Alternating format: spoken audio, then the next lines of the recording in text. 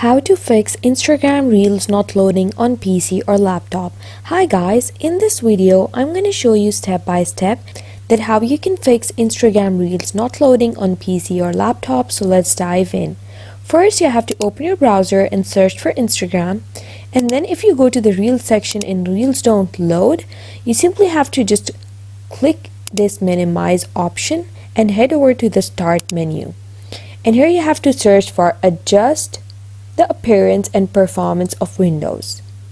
And now you have to click adjust for best appearance and adjust for best performance. Or you can go with the custom option by clicking custom. And now I'm going to just uncheck some boxes and make sure you uncheck those boxes as well. Now make sure you have checked these boxes that I have checked and uncheck all others, and then click apply and then click OK. And then head back to your browser, and here you have to just reload the Instagram site, and then you have to open the Reels section and it's going to load the Reels for you. Or you can just log out of your Instagram and then log in again, and then you can just open the Reels section and it's going to play. And that's how you do it.